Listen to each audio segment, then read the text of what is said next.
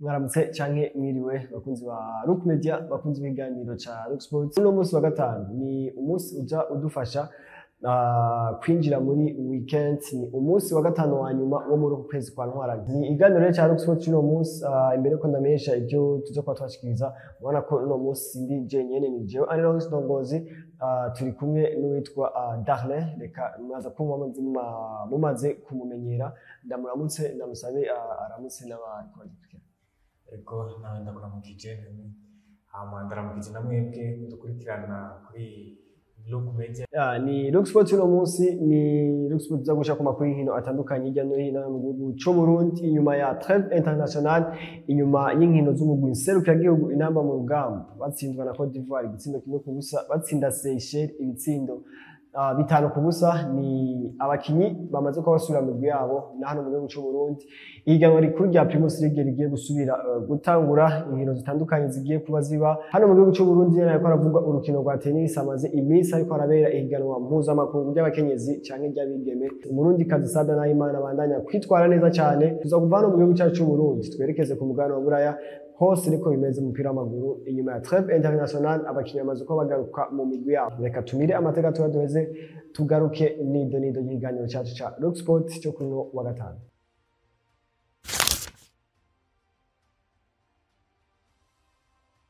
Duhere mu ntara ya Makamba, Nkurunziza Peace Park Complex Stadium. Ni umugwi Aigle Noir uzoba uriko uratana mu mitwe n'umugwi wa Moso Sugar. Aigle Noir izoba yakiriye umugwi wa Moso Sugar, azoba ari igihe c'isa 9 ku munsi w'Imana, niko nibaza ni ku munsi w'Imana igihe c'isa 9 igenekezo ya 30. Abakunzi ba Aigle Noir bazoba barashigikira umugwi wabo wa Aigle Noir uriko uratana n'umugwi wa Moso Sugar. Nayo umugwi wa Bumamuru azoba ari ku munsi w'Imana nyene, azoba ari mu ntara ya Cibitoke, uzoba watembereye umugwi wa Royal Vision, ariko ni kibuga urunani no na umugwi wa Bumamuru usanzwe wakira. Urabona ko ni Bumamuru nayo nyene vyitwa ko izoba iri iwabo, nubwo izoba yatembera ariko izoba yatembereye ku kibuga cayo. Nyaza ko ni Aigle Noir izoba iri iwabo, Bumamuru izoba iri iwabo. Uno munsi ni liti ikomeye cyane hagati y'ino migwi ibiri. Urabona ko ni Aigle Noir ifite amanota 52 uno munsi nimba nihenze, n'umugwi wa Bumamuru mu gace ka kabiri n'amanota 50. Eske ino liti no turi kunzwa 24 Vango asika indwi ya 24, 25, 26, 27, 28, 29, Vango asika inkino indwi muri Primus League kugira ngo dushobore kumenya ninde agiye gutahukana Primus League 2025. Eske uno munsi wavye ukuntu Aigle Noir na Bumamuru zifatanye, ubona ko birakunda ko Aigle Noir iza canke Bumamuru iza, ubona amahirwe ku bwabo umugwi w'amahirwe muri Aigle Noir na Bumamuru? Ubona yuko hagati ya Aigle Noir na Bumamuru igikombe kiracahiganirwa cyane, amanota bisa amanota menshi kuko n'umukino umwe bisaba yuko utsindwa umukino umwe kuko uronda kurusha inota rimwe. Ego ico mbona gusa nuko Aigle Noir yatanguye shampiyona ihagaze neza, kandi ubona yuko ifise n'abakinyi bayifashamo mu kuyitsinda. Mu rukino rw'ejo nayo Aigle Noir ikaba ifise novuga avantage yuko izokwakirira ku kibuga c'iwabo.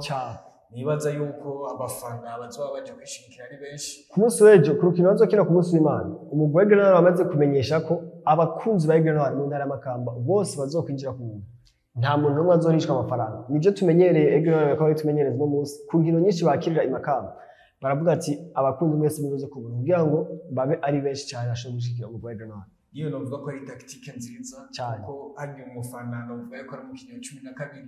hagiye umufana aje akagushigikira rujya rwabo zijya ngoma bijya biratanga esprit ku bakinyi, bigatuma bitanga cyane kurushirizaho. Yego bavuga yuko ivyo bintu kandi ukabona yuko bibahesha intsinzi kenshi kuri irya teme y'iwabo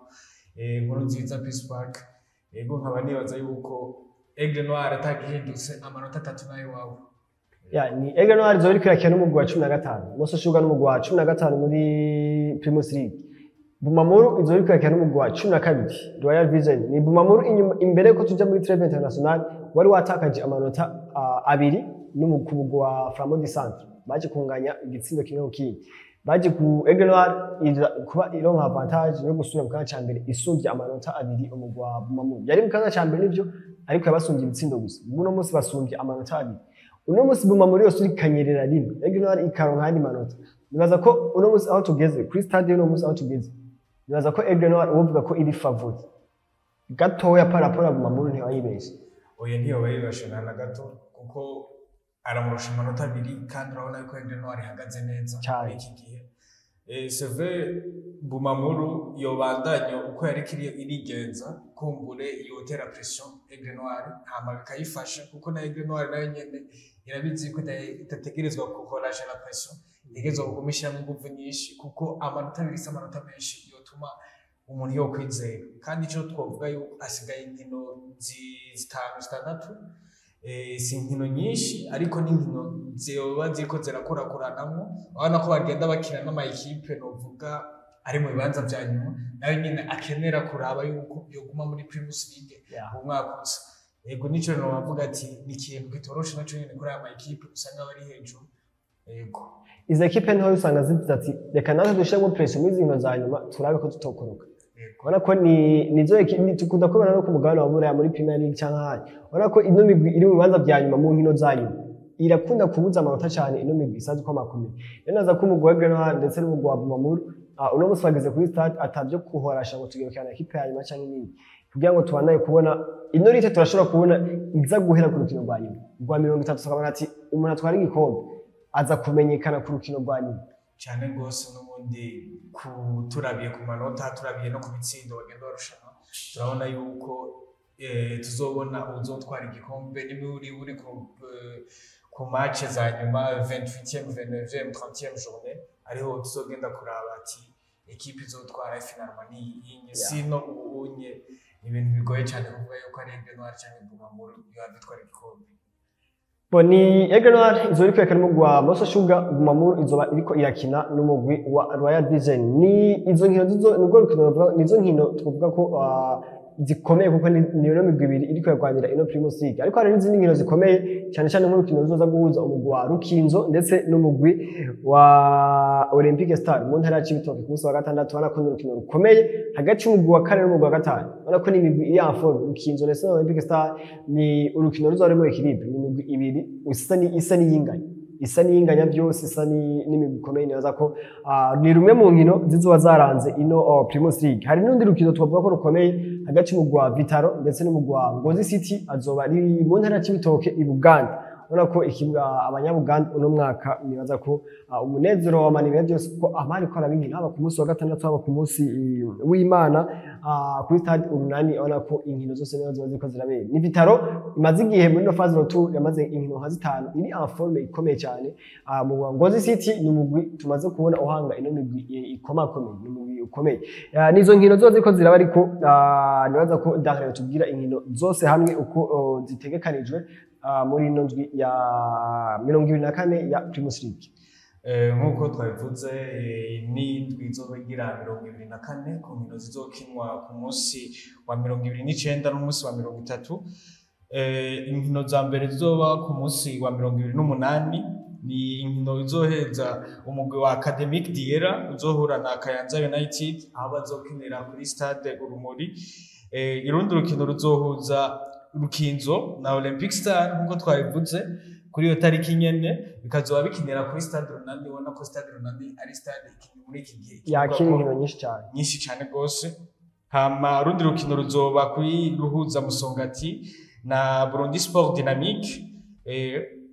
Rundi rukino ruzoba ni ku magenekerezo ya 29 aho Message Ngozi izohura na Interstar ku masaha ya saa 9:45 kuri stade Urunani nyene. Aigle Noir nayo nkuko twabivuze kazobihura na Moso Sugar kuri stade ya Nkurunziza Peace Park. Hariho n'urukino ruzoba hariho n'inkino zizoba ku munsi wa 30 aho Amasipiri azohura na Flambeau du Centre kuri stade Ngoma. Nibaza yuko ari urukino ruzohava gorohera Flambeau du Centre kubera bazoba bakiriye no ku kibuga cy'iwabo. Twaba tuzi yuko Flambeau du Centre mu kibuga cy'iwabo aba ari ikipe ifise inguvu nyinshi ifise n'amahirwe menshi gutwara. Yego urundi rukino ruzoba ruhuza Ngozi City na Vitaro bikazoba bibera kuri stade Urunani. Urundi rukino nago ruzoba ni Bumamuru izohuza na Vision 2026 zobera nago nyene kuri stade Urunani. Uvuga ngo ku nkino za kundwi ya 24 inkino 8 zitekanijwe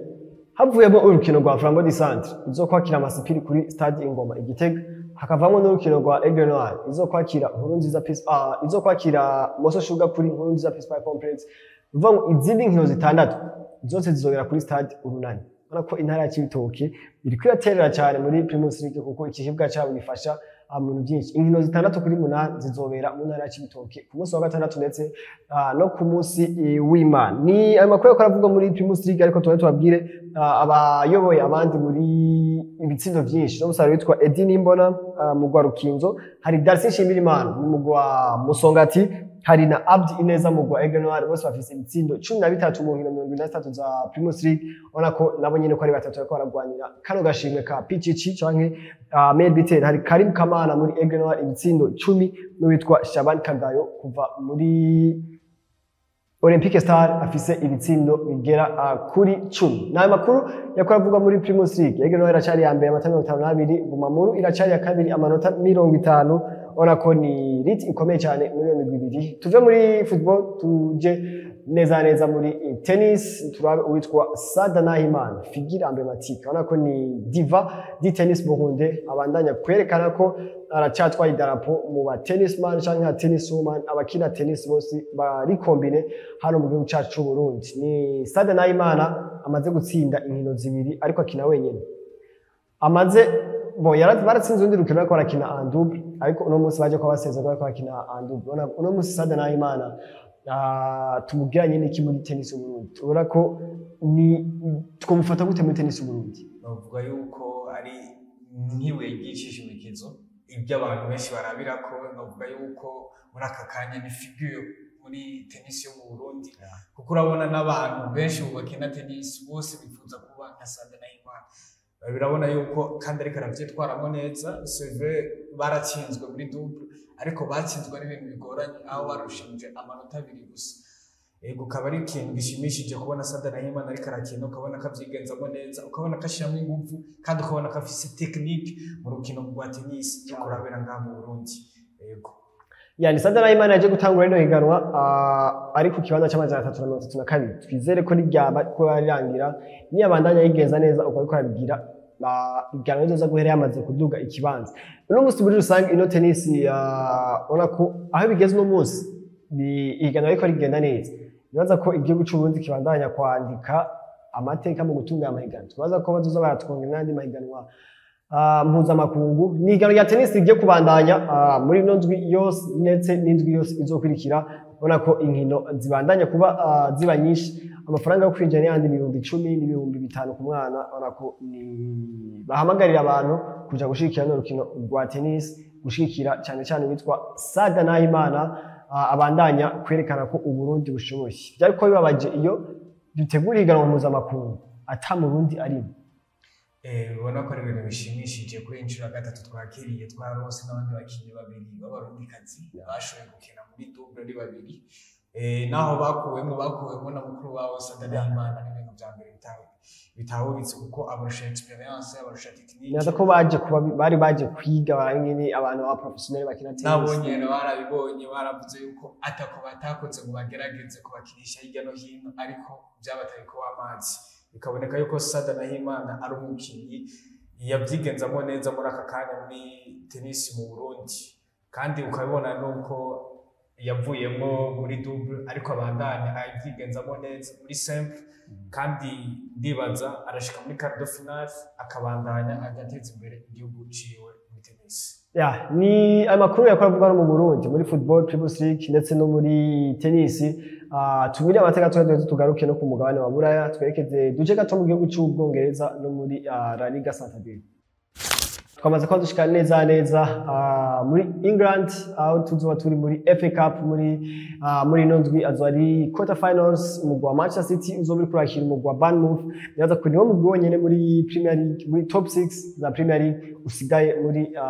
FA Cup. Ariko ni cyo naco gikombe cyonyene uno munsi umugwa wa Manchester City ugifise amahirwe yo gutwara. Ariko nibaza ko mwanya uzokomeye ku mugwa wa Manchester City kuri hano basore witwa Pep Guardiola. Ese ko musana ko Manchester City harure ko ishobora kutagira saison blanche gashaka gutahukana FA Cup? ibaza yuko Manchester City itegerezwa gusezera iyo opportunity ya FA Cup ico gikombe cyo nyisigayemo igashiramo zose zishoboka kugira ibe ane blanche kuko Pep Guardiola n'ibintu bya mbere bizobamushikiye kubona umwaka ugahera ari ane blanche azoba ari irya mbere bizoba bishize kandi nkibaza yuko nawe nyine ariko araraba yuko yanagura amarira abafana ba Manchester City mu kuba basigiye igikombe cya FA Cup. Ya ni birashoboka ni Manchester City zo biri kwakira n'umugwa Bournemouth arako nibaza ko ni ikintu gishoboka cyane umugwa Bournemouth no maka n'umugwi ukomeye imbere warashoboye gutsinda n'umugwa Manchester City muri Premier League arako ni Bournemouth uno munsi ni equipe yo kuvuga ngo azuba ari victoire facile kuri Manchester City nibaza ko ni bataille ikomeye cyane tushobora kubona ngo umugwa Manchester City urahejeje utagize saison blanche iyindi migwi muri top 6 nizo biri kwakira muri FA Cup ariko bazoca bakina mu ndwi ikurikira ndetse zori nkino zikomeye mu gwa Chelsea zori kwakira mu gwa Tottenham Hotspur mu ndwi za kubanza ari ku musi wa gatanu nibaza umugwa wa Manchester United zori kwakira mu gwa Nottingham Forest uri mu kwa cya gatatu ariko nta kintu kimwe cyoroshye kizuba kihari ndetse n'umugwa Liverpool nawo nyene uzobiri kwakira mu gwa Everton ariko ndazo ari derby Merseyside nibaza ko nta rukino ruzagorosha ruzoba ruhari kuri mu cyumweru novuga ko ikijanye na Premier League amahirwe menshi muri aka kanya afise Liverpool ahisumvya iya kabiri amanota menshi cyane gose bisigura yuko Liverpool kugira baramuke bayitwara ico gikombe yotsindwa inkino nyinshi zitatu zine idatsinda ibitsindo na kimwe cyane ikubitwa mu kiwe nigataha ivyo navyo nkaba nibaza ko ku rugero Liverpool tuko turabibona ko ari ikintu kigoye cyane gose ya ni Liverpool no munsi nayo nyene nisho ikombe cyo nyene Skyrondera ino Premier League kuko bon sintuko ngo yoshobora gambesa zo basho ko turavye Premier League bari amahirwe bari imbere menshi cyane nibaza ko rero ni Liverpool nisho ikombe cyo nyene basigaranye cha Premier League dushobora konesha ko batwara umwaka bavuye muri FA Cup